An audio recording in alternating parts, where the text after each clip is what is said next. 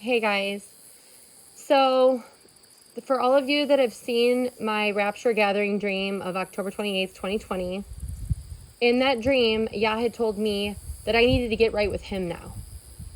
And I was so worried about, the fact that I didn't have my life together and the things that I wanted to accomplish weren't going to be accomplished now. And there was even really materialistic and superficial things that I had thought I just bought my house and I wanted to be able to paint it and I wanted to be able to decorate it and make it my own. And, he was like, no, there's no time for any of that. So it's been almost 4 years. We're in October 2024. And I finally understand the mission here. And I want to share it with everyone. If you could you please share this video? This is so crucial and critically important for everyone to know. That it would really warm my heart if everybody could know this. Because I feel like we're here in some kind of virtual reality, like in a video game, right? We're in avatar bodies and this is not our home. And what is truly important and what he really wants us to do while we're here is serve other people. We are not here to be like, well, I don't think that my husband's meeting my needs. And I don't think, that my daughter is as obedient as I want her to be. And I lived my life, and I'm humble enough to say it. I lived my life trying to be this example to other people of being like, you'll have it all together once you start following Yah. Everything will fall into place and you'll have a perfect life when you start following Yah. And I believed that. I felt like you would have a perfect spouse, and I felt like you would have the perfect children. And when my house would get dirty, I would start panicking because I was trying to live up to the standard. And it's not about living up to any standard. It's about being humble and humbling yourself down and being like, these are the faults that I have, because we're in a broken world and we're broken people. And we are not in our glorified state yet. That is our amazing, tremendous hope in him. That's the blessed hope, is that he's going to come for us and he's going to change us. And until we get to that place, the mission here is serving other people. We're all so conditioned by the world that this is what love looks like. It looks like a lustful, passionate love of, if you think about the movies, when a man sees a woman in the movie, then you're like, okay, that's the love interest. Why?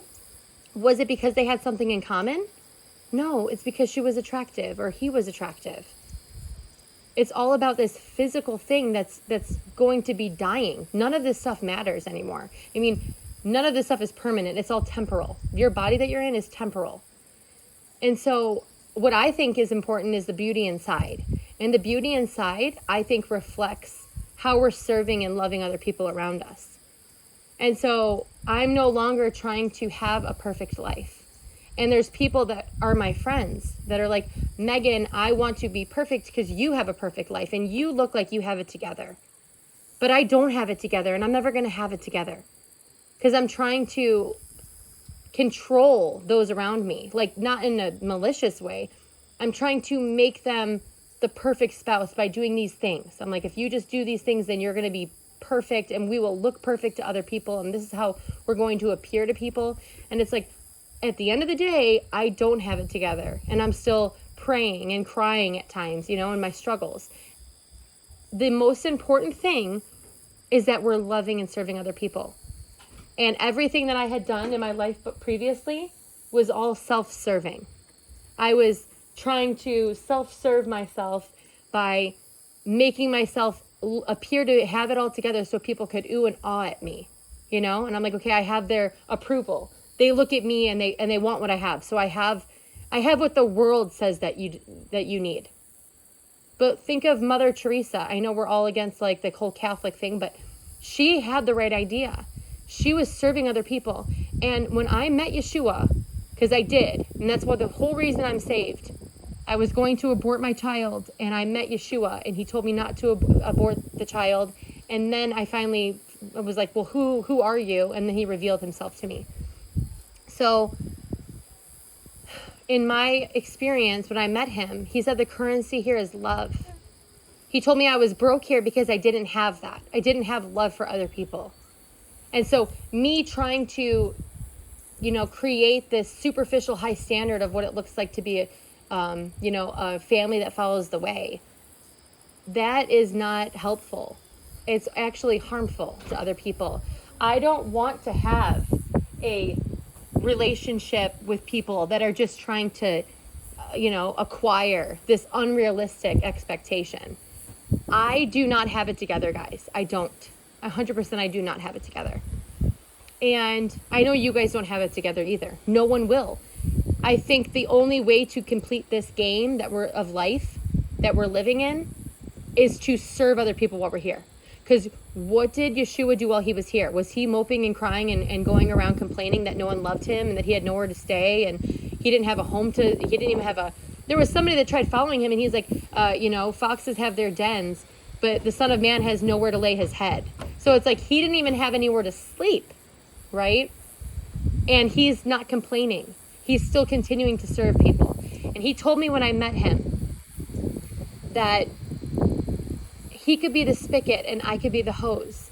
And as long as I am serving and loving other people around me and fulfilling their needs, because guys, you know how he says the harvest is plenty, but the workers are few? I'm finally understanding what that means. It's not about getting people saved. It's not about going and trying to preach the Bible to them. That is not having the way of reaping the harvest. The harvest he's talking about is all of the people in this world that are hurting, that are struggling. And when you go and you help them with whatever they're struggling with, even by just being a listening ear or just being someone that can comfort them so that they don't feel lonely. That is how you reap the field. You go out and you go, what are you struggling with? Well, my spouse doesn't really love me and he doesn't want to spend time with me. I'll spend time with you. I'm going to tell you that God loves you.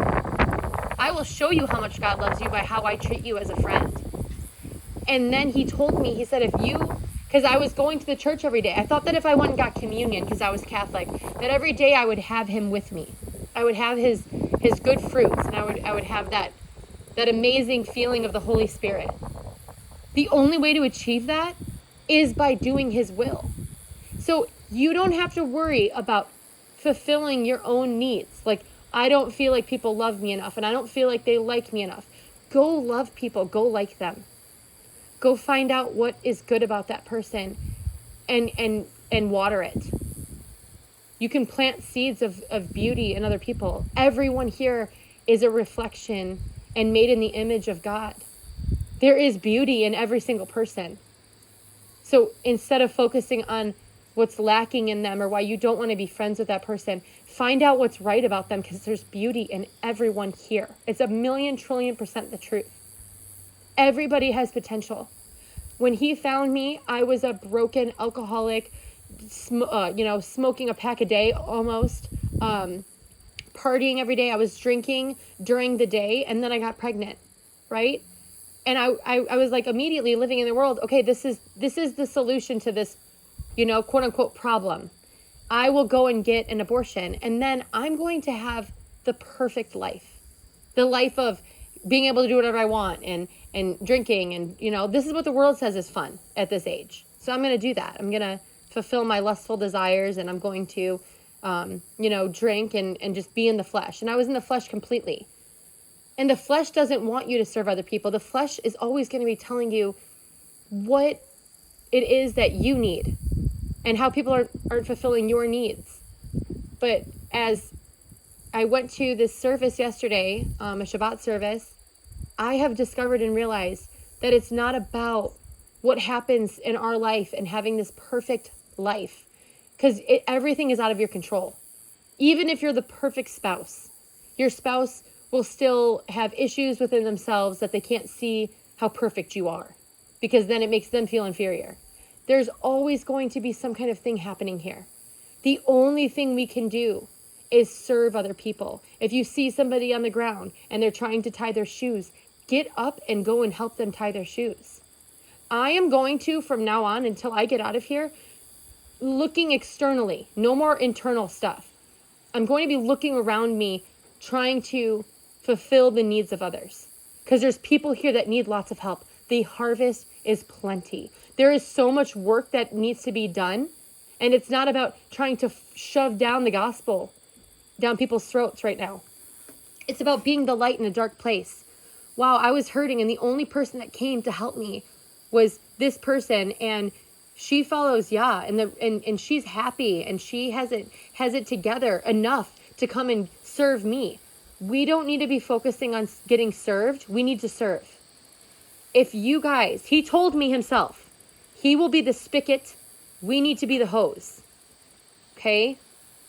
He said that if I water and give what he gives me to other people, that I will always be filled. That's what he told me.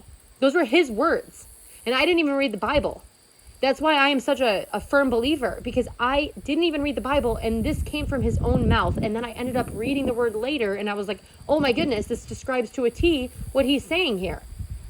The harvest is plenty, meaning there's lots of people that are hurting and in need of being helped. They need a help up. Right now, when you're walking around, people look like they have 2 arms and 2 legs, but they're suffering, and you know how he says, like, they're blind and naked. They think they have it together, but they're still blind and naked. Oh my gosh, that just came to me. Like, wow, yeah, that's exactly what I'm saying. That's what I'm saying to you guys. We think we have it together, but we're still blind and naked. The way that we follow him, guys, I'm so filled right now with Yah. The way that we fill people is by serving them. That's what he did while he was here. He was washing people's feet, and people treated him horribly while he was here.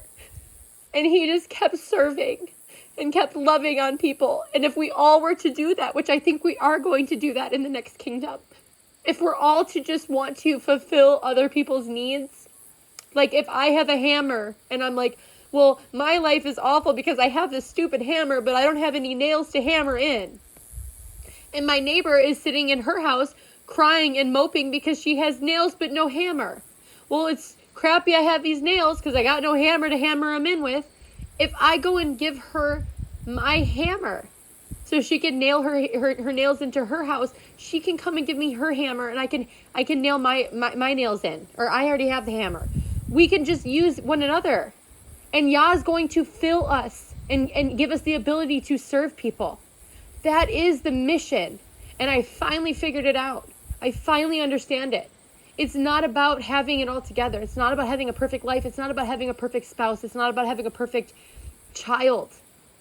Your children are going to stray. We see it throughout the Bible. I mean, even the Israelites strayed and then came back. This is all part of the walk, and we just need to keep praying for them. We pray for them, and then we continue to serve the needs of others. By serving those around us, that wakes people up to going, wow, somebody gave me a life jacket. Somebody gave me a leg up. And then once they get to a place that they're ready to serve, they'll serve other people. That's the harvest. The harvest is seeing the needs of those around us. Somebody doesn't have shoes. Give them shoes. He's going to continue to provide you the ability to be able to put shoes on people's feet. He's also going to give you the ability of giving hugs and giving love to people, because he will put that in you to give to others. It's not about saying, I'm going to keep cooking my husband, 3 meals a day, and then I'm going to have all of his clothes cleaned and in the closet, and I'm going to have, this is what I was doing, I'm going to have all of my children do their homeschooling and be able to be ahead of the other children and be smarter than the other kids, and I'm trying to be the light, right? Having it all together and being people like, wow, you have it all together, I want what you have. No, it's you don't even have it together, and you're over here cleaning my feet, you're washing my feet. Why are you doing that? Because that's what we're called to. We're called to serve. He came here and he served. No one ever filled him. No one ever did anything for him here. There was only a few times in the Bible you hear of people like putting oil on his feet and preparing him for his burial. He's like, this is a wonderful thing that this woman's done to me, because no one did anything really nice for him. They were always looking for something from him. So stop looking for the things that you need in your life. Just stop. I've actually, for the first time in my life, said no to myself. I'm not going to spend any money on trying to give myself gifts. I will spend that money driving around trying to look and help the needs of others, because then I will be fulfilled. None of the things of this world are ever going to fill you. You'll never be happy by doing the things of this world, by having the nicest, newest car. That's not going to bring you any of the fruits of the Spirit. You're going to continue to be lacking. And my mom had told me this story when I was a little girl, because my dad was very wealthy and my parents broke up because of money. And my mom told me, Megan, money is not what is important in this life. Your dad will tell you it is, but it's not. What's important in this life is that you have people that you love and that love you. And even if they don't love you, continue to love on them. It's okay if they don't love you, because God is going to love you guys. And that's the facts. My mom didn't have it completely together, but she said that it's important that, people love you and you love them. And she understood that. But you have to take it further. Like, you don't actually need any love from another human being here. You really just truly need the love of Yah. And the only way to really achieve that is by doing his commandments and loving people. He has called us to serve. He was the example. He came here and he served. He had every right and ability to sit down and have everybody give him a back massage and give him fresh fruit and a platter on a gold platter, all this amazing things. He deserves that, and he will get that because he deserves it. I know the only way that I can show him love is by loving those around me, the people that are in need. And that's what he said. He goes, if you want to be truly perfect, sell all that you have and give it to the poor. I didn't understand that concept until just yesterday and this morning. I thought I had it together, and everybody looks at me and goes, you have the perfect life. I want what you have. But I'm not happy, guys. I'm not happy with any of the things that I have of this world. And I just realized that. Because the moment that I get in a fight with my spouse, or the moment that my child acts out, all of that goes away. And I'm like, okay, now I'm not holding that title anymore. The important thing is that you're serving other people. That you're loving other people. That you want everybody to make it. And just like that beautiful, picture of the person that falls down right before the finish line and they've been in first the whole time. And the person in second goes and picks them up and helps them cross the finish line and even makes them first. That's the kind of attitude that Yah wants us to have, not being first place. He wants to see us getting down and being like, I'll help you up, brother. I'll help you up, sister. Let's make it together. You're hurting and you're in need right now. And I can do it. I can go across the finish line, but I'm not going to without you. That's the kind of heart he wants us to have for other people. And I finally figured it out. And I want everyone to understand this. That means the harvest is plenty. The opportunity for work is so great. And it's not about just going, here's the gospel. Here's how you get saved. It's about being an example, showing the love. People were attracted to Yeshua and his ministry because they were constantly going and helping other people. They weren't just going around saying, here's the gospel. This is what you need to get saved. No, that doesn't buy like anybody's desire. Like it doesn't get anyone wanting what we have. What we have is a supernatural, unconditional love. And we're here to serve. And if you think about the most perfect friend, you can have the most perfect friend that has the perfect life, or would you rather have a friend and be like the friend that really doesn't have much, but she's always giving? I have a couple people in my life that just recently, one person tried committing suicide and another has contemplated it. And I was their friend, and I am their friend. And I was so busy trying to make sure I had it all together.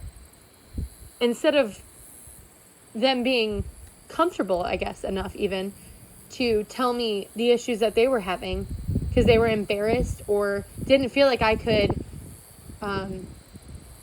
relate to their struggles. And I just want to tell everybody, I totally struggle, and I don't struggle in that way. I haven't contemplated ending my life, I am hoping for it to end soon, like with him coming back, but I'm not wanting to commit suicide. And I want to reach out to everyone here. If you're listening and you can hear my voice, no matter what the world views of you, and if you don't feel like you're, the richest person and the most successful, and somebody has a better, a higher job title than you, or your spouse cheated on you and it makes you feel like inferior, insecure. It's not that, guys. It's all about how Yah sees you. You're here on a mission, on a job, and he's the guy that we're going to answer to. He's our boss, and we're all employees if we choose to. And the work is loving and serving other people. And so I'm just hoping and praying that we can continue to do that. And please, if you could just try to look around and see if somebody has a need to go and do it, I promise you, you will be filled. You won't feel inferior. You won't constantly be internalizing everything. Start to externalize everything and start looking around you. Look for opportunities to serve.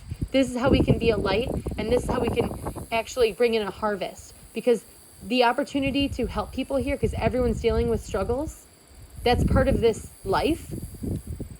In life you will have tribulation, he said. And it's just like, well, who's going to help you in that tribulation? Who are you going to help in their tribulation? So I'm hoping that I got through to you guys, and I'm hoping that this helps somebody. And this is what I'm going to do, guys. And I feel that this is the mission. I feel like that is all that we're here for. It's not about being the perfect wife. It's not about being the perfect mom, being the perfect friend. The best way to be the perfect friend is to serve. To be like, is everything going well in your life? Is everything going good? How can I help you? What are you struggling with? Is there anything I can do? Can I pray for you? Can I, I just want to love on you. I want you to know that I care. I want you to know that Yah sees you. That's literally the answer to this place. And I'm so grateful that I finally figured it out. It's not about being wealthy and in need of nothing, because he said that you're blind and naked even at that point. What the world says is success is not success, guys. Yeshua was the most successful person in this life and in this video game. I think it's like a video game. And I feel like he's the one who beat the game. And if we just follow him, he's like, hey, I've already completed the game. And there's this one game my kids play, and it's like, if somebody makes it to a certain point in the game, they can leave a marker. And it's like a weird little flag of that person. It's Super Mario, or like Mario Wonder or something. Once they get to that point, then they have this little flag they can put. So when you die in the game, you start floating around for I think it's 5 seconds, and you can get to that flag. And if you make it to their flag, then you can continue playing the game. That's literally how I've explained it to my kids. I'm like, Yeshua already beat the game, and his flag is at the end. As long as you continue to walk out this, and in the 5 seconds, continue floating as much as you can towards him, you're going to beat the game. He's the only one who beat it. He's the only one who beat and tricked, and took the keys of death. He's the only one. Well, he didn't really trick. I take that back. He didn't trick anybody. But I do like to think that he was playing chess while Satan was playing checkers. He was way more intelligent and had a bigger plan. So what I have to say is just continue walking this out with serving other people. And I promise you that you will be filled. So as long as we're all empty vessels looking at each other being like, well, boo-hoo me, and this person's empty too. And it's just try to help another person, and you will see he will satisfy you. And that's why Yeshua was saying in the word, I don't know exactly where it is because that's just really off the cuff, but I don't know if anyone remembers when he was at the well and he was helping that woman, the Samaritan woman, and she goes how could you ask me for a cup of water? Because the Jews thought they were better than the Samaritans. So she's like, why would you ask me of a lower class to get you water? And he was like, no, that's not what this is about. And so he was kind of explaining it to her, but then when the disciples came back and the followers of the way were like, hello, they were thinking, why is he talking to a woman? But they never asked. He they were asking him if he was hungry and that he needed food. And he was like, I have food that you know nothing about. Because it's not, he says that he's going to fulfill us. And I asked my kids recently, I'm like, where does love come from, guys? And they're like, from Yah. And I'm like, exactly. God is love. So if we want love, we need to stop expecting to get it from fellow people. We need to go to the tree, because we have gardens and trees and stuff. Like, we need to go to the tree, get some love from Yah, right? Harvest the apple of love, whatever it is, the fruit of love. Take that love and then give it to other people. And then we will supernaturally be filled too. That's how this game works. This is how this world and this life works. So I've tried explaining that to them, and they're understanding it now. And that's why I'm hoping I can also share this amazing wisdom, because I've been praying and praying and praying, and I've been suffering. I've been suffering through this. And I'm like, please explain to me what I'm supposed to be doing here, because I tried doing it this way and it doesn't seem to be working. And I finally understand what the true meaning of this life is and what the mission is here. And it's seriously like, just totally forget about yourself and just look at other people. Be like, I'm going to forget about the fact that I have, a son that's struggling on drugs. And I'm going to forget about the fact that my husband wants a divorce. And I'm going to forget about the fact that my sister is dying of cancer. And I'm going to go serve people right now.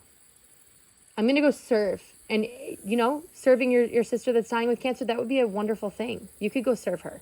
Instead of being like, I have all these awful things happening to me. It's like, but what about the people around you? What's going on with them? And so I finally have come to this conclusion that I'm never going to achieve this happiness by being someone that has it completely together. I need to go give a hug to someone, be there for them when they need it.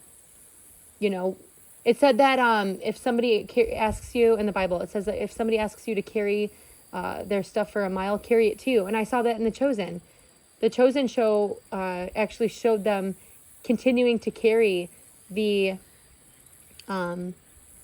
Romans, like, weapons and utility. They continued to carry it. They were like, well, you only have to carry it for here and you can put it down.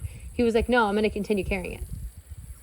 It's like going above and beyond, like, people's expectations. He was even willing to serve his enemies. And he's like, he's just asking us to love the people that are around us. How easy is that when we could be having to carry the weapons of the Romans for twice as long as they demand us carrying it for? I don't know, guys. I'm just like I'm so grateful that I finally figured out what this life's about. And it's not about, like, there's people that are around me that are like, Megan, you're really hard on your kids, and like, just love them. Just love them. They don't need to be perfect, and just love who they are. And if you're loving them, then they're going to do their homework without you having to get upset with them. They're going to obey you and clean the room when you ask them to. Because they have that love that you're giving them, and then they want to show it back. And that's exactly the whole entire mission here, is to just serve. We are here to serve. Once you pick up he says to pick up your cross daily. Once you choose to follow him, you choose to serve. It's no longer about you. Your treasures and your happiness and everything that you want out of this life is no longer of concern. Because what you're truly needing and what you're truly wanting from this place is all rewards that will be given to you in the next place. Because if he gave them to you here, you would be so distracted by all of the wonderful things you have that you wouldn't serve other people, and you would become complacent. So I'm not talking about you getting a mansion. This isn't like a prosperity thing. I'm not telling you that you're going to have a brand new car if you start serving people. He will bless you in other ways. And it might just be be filled with the beautiful fruits of the Spirit. I have situations with people who are unhappy with their spouse. And now I'm coming to realize that there was people in the Bible that were sitting in a prison. Like, it wasn't just like a regular prison. I mean, they were in like a dungeon prison. And they were praising Yah in that dungeon. I even said when I met him, I would be in a padded white room seeing nothing but white for the rest of my life as long as I'm next to him. I will be so filled and perfect and happy. I don't need to see anything else besides just being in his presence. It could be a white padded room and I will be just fine. Trust me. The same thing goes for this place. You could be in a dungeon, but if you're filled with the Ruach HaKodesh, you are going to be fine. You will have all of your needs met, and you will have all of the desires of your heart met. And it's doing this way. It's not doing it the way that the world's saying to do it. The world's saying, go and get a promotion, and then get the nicest car, and then once you move to that new neighborhood and, you know, have a nice house in the neighborhood, you're going to be happy. None of that stuff brings happiness. But it's when we follow him and we serve him, he will bring us happiness. We will have all of the wonderful fruits of the Spirit. And if you're interested in learning more about the fruits of the Spirit, it's in Galatians 5. And I think it's in like the 20s verses. But I would just read the whole chapter. But yeah, guys, this is a very simple mission. It really is. We don't need to complicate it. And I know the world is trying to complicate things. But again, this channel is being in the world, but not of it. And that's the way I choose to go from now on, is I want to serve other people, because I have a lot of people that are hurting around me, and I can be there for them, even if I'm just there to give them a hug.